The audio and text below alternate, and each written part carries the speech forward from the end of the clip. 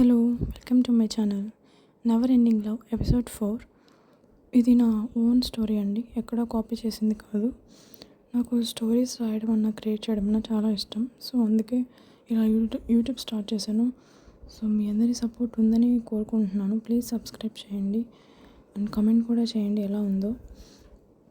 ఇంకా ఎపిసోడ్లోకి వెళ్ళిపోదాం. ఎపిసోడ్ 4. షీరా మనసులో ఇలాంటి రోగం కూడా ఉంటుందా అని అనుకుంది. అదంతా నేను కంట్రోల్లో ఉండి చేయలేదు. ఐఎమ్ సారీ, నన్ను క్షమించు అని చెప్పి క్షీర నుదుటి మీద నెమ్మదిగా తన పెదవులను ఆనించాడు. అప్పుడే లిఫ్ట్ డోర్స్ తెరుచుకోవడంతో రుద్ర వెంటనే బయటికి వచ్చేసి వెనక్కి తిరిగి కూడా చూడకుండా తన క్యాబిన్లోకి వెళ్ళిపోయాడు. రుద్ర క్షీర నుదుటిపై ముద్దు పెట్టిన ఆ క్షణమే ఆమెకు ఒక్కసారిగా షాక్ కొట్టినట్టు అయింది. ఆమె శరీరం మొత్తం ఒక్కసారిగా జలధరించింది. కొన్ని క్షణాలు అలాగే నిశ్చలంగా నిలబడి ఉండిపోయింది. తర్వాత తన మనసును అదుపులోకి తెచ్చుకొని లిఫ్ట్ డోర్స్ మళ్ళీ మూసుకుపోయేలోపు బయటకు వచ్చేసింది. ఒక్క క్షణం ఆమె కళ్ళు రుద్ర కోసం వెతికాయి. కానీ మరుక్షణమే నిన్న జరిగిన సంఘటన గుర్తుకొచ్చి ఆమె మనసు మళ్ళీ బాధతో మునిగిపోయింది. క్షీర తన డెస్క్ దగ్గరికి వెళ్ళి పూర్తిగా తన పనిలో మునిగిపోయింది. రుద్ర మాత్రం తన క్యాబిన్లో నుంచి సీసీ కెమెరా ద్వారా క్షీరని గమనిస్తూ ఉన్నాడు. ఆమె డ్రెస్సింగ్, ఆమె అందం, ఆ పొడవాటి జడ ఎందుకో రుద్రకి చాలా నచ్చాయి. అతను అలానే ఆమెనే చూస్తూ ఉండిపోయాడు. అంతలో కొన్ని ఫైల్స్ తీసుకుని క్షీర రుద్ర క్యాబిన్లోకి వచ్చింది. రుద్ర పని చేస్తున్నాడని అనుకుంది. సార్ అని పిలువగానే రుద్ర ఒక్కసారిగా ఆలోచనలోకి నుంచి బయటకు వచ్చాడు. వెంటనే తడబడుతూ మానిటర్ని ఆఫ్ చేశాడు. క్షీర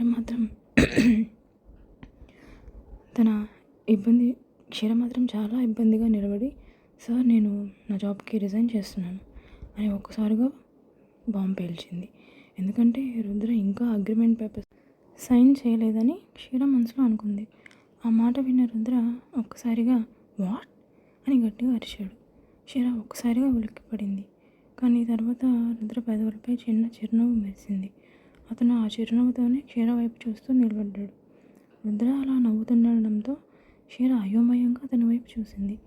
రుద్ర నెమ్మదిగా తన కుర్చీ నుంచి లేచి స్టైల్గా క్షీర వైపు అడుగులు వేస్తూ ముందుకు వచ్చాడు. క్షీరకి మాత్రం లోపల గుండె వేగంగా కొట్టుకోవడం స్టార్ట్ అయింది.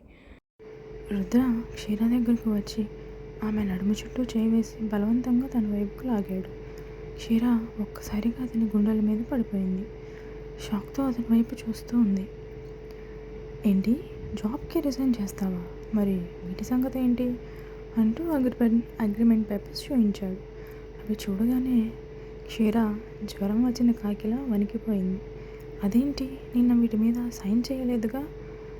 అంటే నేను రిజైన్ చేస్తానని ముందే తెలిసి మీరు ఇలా చేశారా అని ఆశ్చర్యంగా అడిగింది. రుద్ర వెంటనే వావ్, భలే కరెక్ట్గా గెస్ చేసావే, గ్రేట్ అని చిరునవ్వుతో అన్నాడు. వెంటనే క్షీర కోపంతో షడప్ అని గట్టిగా అరిచింది.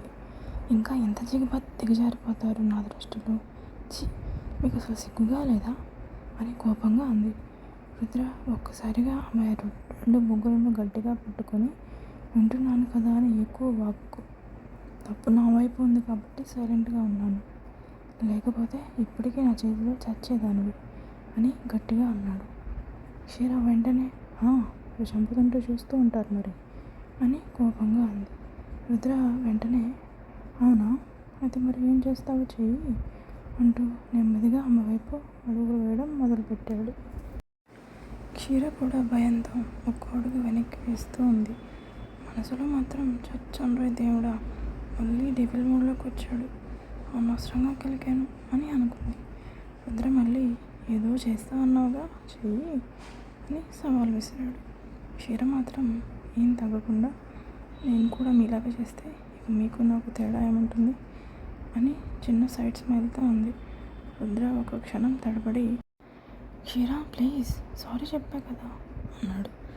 క్షీర వెంటనే సారీ చెబితే నా ఒంటి మీద పడిన గాయాలు మానిపోతాయా? సరే, ఒకవేళ మానిపోయినా నా మనసుకి తగిలిన గాయం సంగతి ఏంటి అని బాధగా అడిగింది. ఏ అమ్మాయి అయినా తన శరీరాన్ని భర్తకి మాత్రమే చూపించాలనుకుంటుంది. ఇలా ఎవడికి పడితే వాడికి చూపించదు. మీలాంటి పూరంబొక్కులు ఉన్నంతకాలం మాలాంటి వాళ్ళ గతి ఇంతే. ఏం చేస్తాం, ఈ రోజుల్లో డబ్బున్న వాళ్ళదే కదా పై చేయి అని బాధతో చెప్పింది. క్షీర మాటలకి రుద్ర కోపం హద్దులు దాటిపోయింది. ఆమె పక్కనే ఉన్న గోడ మీద గట్టిగా ఒక పంచ్ వేశాడు.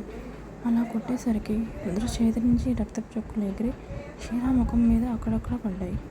అది చూసిన క్షీర వెంటనే ఉలిక్కిపడి, సార్ మీకేమైనా పిచ్చా అని అది చేతిని పట్టుకుని లాక్కెళ్ళి కుర్చీలో కూర్చోబెట్టింది. వెంటనే అతని గాయానికి కట్టడం మొదలుపెట్టింది. ఇదంతా రుద్ర నిశ్శబ్దంగా గమనిస్తూ ఆమెనే చూస్తూ ఉన్నాడు. స్టోరీ ఎలా ఉందో నాకు కామెంట్స్లో చెప్పండి ప్లీజ్. అండ్ అలాగే subscribe and like and comment. Story ఎలా ఉందో చెప్తే నేను దానికి తగ్గట్టుగా ఇంకా మంచి మంచి ఎపిసోడ్స్ రాయగలుగుతాను. చాలామంది చూస్తున్నారు కానీ సబ్స్క్రైబ్ చేసుకోవట్లేదు. ప్లీజ్ సబ్స్క్రైబ్ చేసుకోండి.